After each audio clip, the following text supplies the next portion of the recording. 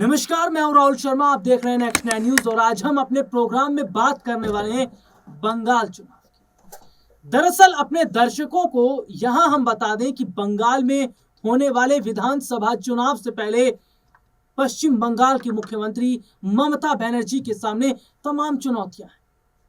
चुनौती इसलिए भी कि क्या इस बार ममता बनर्जी अपनी सत्ता को बचा पाएंगी, क्या फिर से वो मुख्यमंत्री कुर्सी पर काबिज हो पाएंगी या भारतीय जनता पार्टी बड़ी बाजी मार लेगी।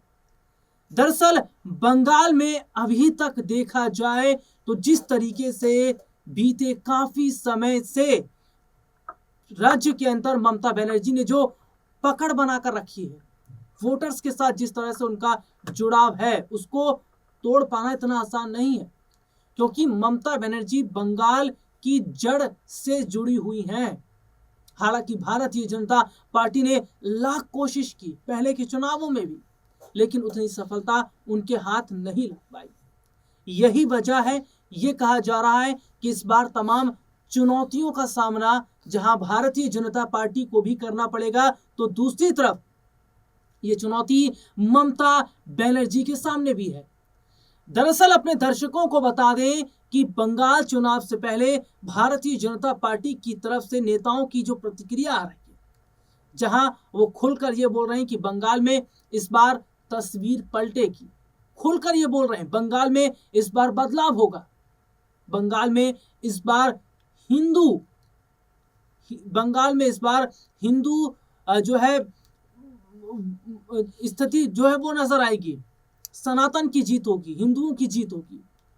ये इसलिए बोला जा रहा है क्योंकि बंगाल में अभी तक जिस तरीके से मुसलमानों का दबदबा रहा है, या ये कहा जाता है कि बंगाल में केवल ममता बनर्जी ने अपने वोट बैंक के लिए मुसलमानों को सबसे आगे रखा है, और इसके साथ ही साथ उन्होंने हिंदुओं पर जो अत्याचार किया है, ये भी अब चुनाव के मुद्दे बन गए हैं। उन मुद्दों को उठाया भी गया है। अब यहां पर समझिए कि बंगाल चुनाव में क्या ममता बनर्जी फिर वापसी कर पाएंगी, और दूसरा क्या बीजेपी की कोशिश कामयाब रहेगी।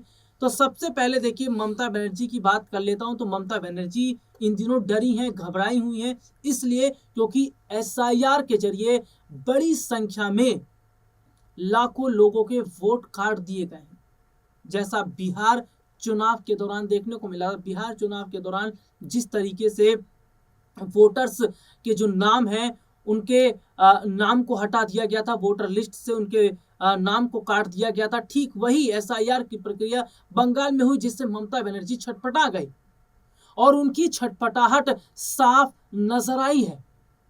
दरअसल यहां हम अपने दर्शकों को बता दें कि ममता बनर्जी की छटपटाहट ये बताती है कि ये जो चुनाव है, इनके लिए ये अग्नि परीक्षा से कम नहीं है।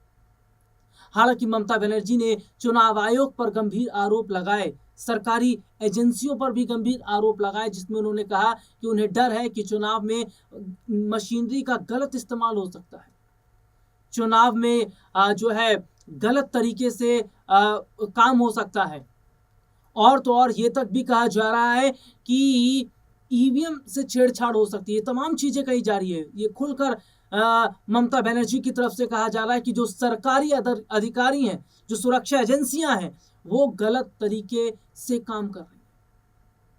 हालांकि चुनाव आयोग इस बात का खंडन कर चुका है, बीजेपी भी इस बात का खंडन कर रही है कि ये जब चुनाव हारते हैं या जब चुनाव नजदीक आता है, तो ये चुनाव आयोग को घेरने लगते हैं। अभी तक के आप देखिए कितने राज्यों के जो चुनाव हुए, इस चुनाव में जब विपक्ष हारता है तो चुनाव आयोग को दोषी ठहराने लगता है, विपक्ष चुनाव आयोग पर सवाल खड़ा करने लगता है। लेकिन यहां पर देखा यह जा रहा है कि बंगाल में अभी तक जो चुनाव हुए, इस चुनाव में कभी ममता बनर्जी इतनी नहीं डरी, लेकिन अब उनके डर की जो बात है वो वाजिब भी है। वो वाजिब इसलिए मैं बोल रहा हूं क्योंकि आप इस बात को और ध्यान से सुनिएगा कि जब से पश्चिम बंगाल में ईडी का छापा पड़ा, आईपैक के दफ्तर पर छापा पड़ा, उसके बाद से ममता के होश और उड़े हैं कि अगर बंगाल में उनकी सरकार चली जाती है, भारतीय जनता पार्टी की सरकार आती है, तो क्या वो जो तमाम घोटाले उन्होंने किए हैं, उसकी एक लंबी सजा उन्हें मिलेगी। घोटाले बहुत सारे हैं, जिसमें चिटफंड घोटाला सबसे बड़ा घोटाला है, जब लाखों लोगों के पैसे डूब गए थे रातों रात, तो कितने लोगों की जान ऐसे ही चली गई थी। इतनी बड़ी संख्या में जो रकम लोगों ने जुटाई थी, जो चिटफंड में उन्होंने लगाया था, किस तरीके से पैसा स्वाहा हो गया था। इसके अलावा और कई ऐसे घोटाले हैं जिसमें ममता बनर्जी का नाम सीधे तौर पर आता है। यही वजह है कि ममता बनर्जी के चेहरे पर डर है कि सरकार अगर चली गई तो फिर आने वाले समय में उन पे जांच बैठ सकती है, लंबी जांच हो सकती है, उन्हें जेल भी जाना पड़ सकता है। यही वजह है कि ममता अब सीधे तौर पर डायरेक्ट बीजेपी पर हमला कर रही है। पहले इशारों में हमले होते थे, लेकिन आज खुलकर हमले किए जा रहे हैं। आज ममता बनर्जी खुलकर भारतीय जनता पार्टी के खिलाफ जहर उगल रही हैं।